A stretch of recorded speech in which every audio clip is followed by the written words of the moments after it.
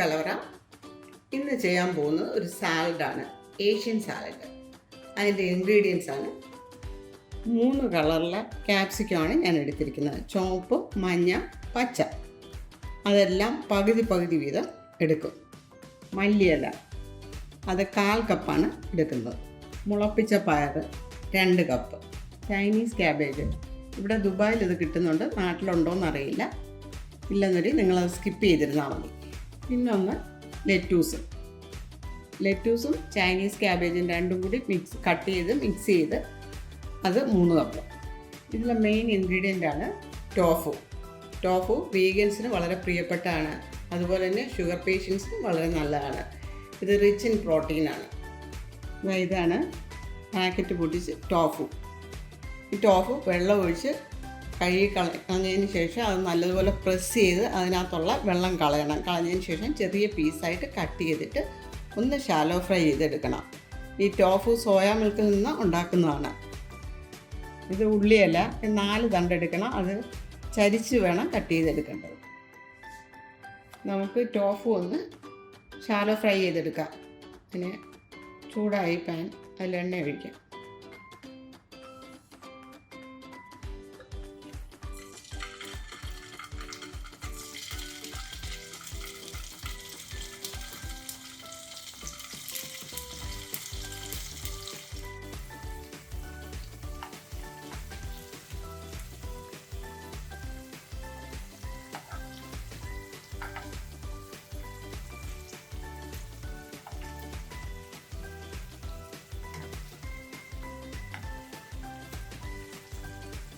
ഞാനിതിൽ ഒഴിച്ചത് ഒലിവ് ഓയിലാണ്. നിങ്ങൾക്ക് വേണമെങ്കിൽ പീനട്ട് ഓയിൽ ഒഴിച്ചാലും മതി.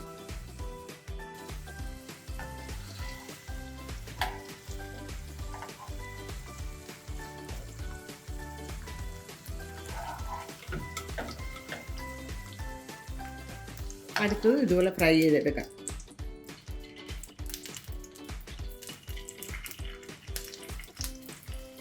ഫ്രൈ ചെയ്തെടുക്കുമ്പോൾ കളറ് മാറാൻ നോക്കിക്കൊണ്ടേ.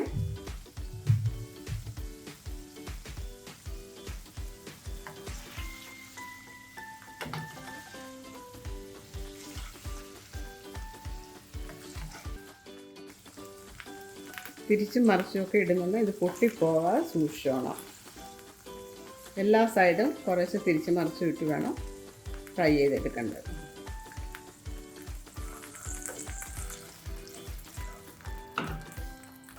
ഇനി ഈ ബൗളിൽ എല്ലാ ഐറ്റംസും മിക്സ് ചെയ്യാം. ചൈനീസ് ക്യാബേജ്, ലെറ്റൂസും കൂടാണ്. മുളപ്പിച്ച പയർ ക്വാണ്ടിറ്റിയൊക്കെ നേരത്തെ ഞാൻ പറഞ്ഞിട്ടുണ്ട്. സ്പ്രിംഗ് ഓണിയൻ, ഉള്ളിയുടെ ഇല, മല്ലിയില, 3 ക്യാപ്സിക്കം കൂടാണ്. ടോഫു ഷാലോ ഫ്രൈ ചെയ്തെടുത്താണ്. ഇത് 450 ഗ്രാമാണ്. 2 ടേബിൾ സ്പൂൺ പീനട്ട് ഓയിൽ,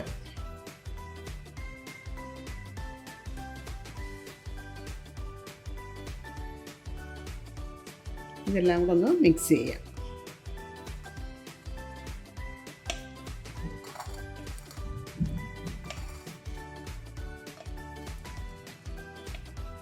ഇനി സാലഡിൻ്റെ ഡ്രസ്സിങ്ങിനുള്ളത് തയ്യാറാക്കാം.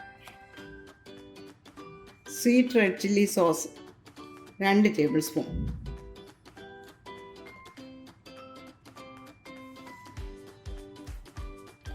ഒന്നര ടേബിൾ സ്പൂൺ സോയാ സോസ്,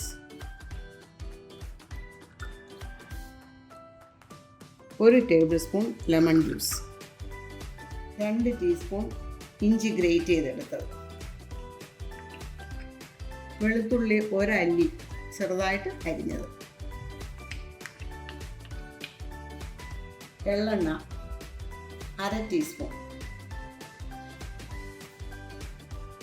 നിലക്കടല എണ്ണ 2 ടേബിൾ സ്പൂൺ,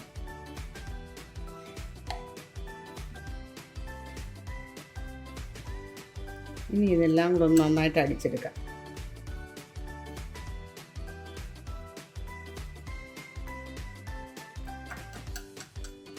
ഇത് നന്നായിട്ട് മിക്സ് ആയിട്ടുണ്ട്. ഇനി ഇതിൻ്റെ ഉപ്പ് നോക്കുക. പോരാന്ന് തോന്നുന്നുണ്ടെന്നൊരിൽ അല്പം കൂടെ ചേർക്കാം.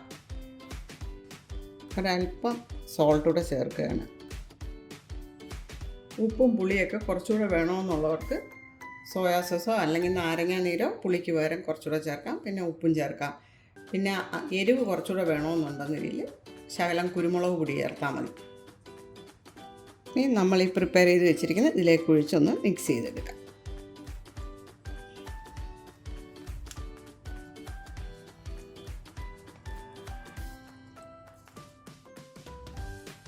എല്ലാം നന്നായിട്ട് മിക്സ് ചെയ്തിട്ടുണ്ട്.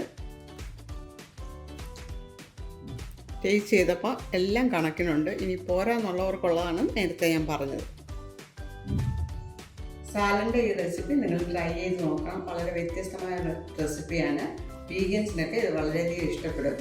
ഇതിന് മുമ്പ് 2-3 ജ്യൂസിൻ്റെ വീഡിയോ ഞാൻ ഇട്ടിട്ടുണ്ടായിരുന്നു. ഷേക്ക്, കോക്ടെയിൽ ജ്യൂസ്, ഇതൊക്കെ നിങ്ങളതെല്ലാം കാണണം. പിന്നെ സപ്പോർട്ട് ചെയ്യണം. Please like, share and subscribe. Thank you.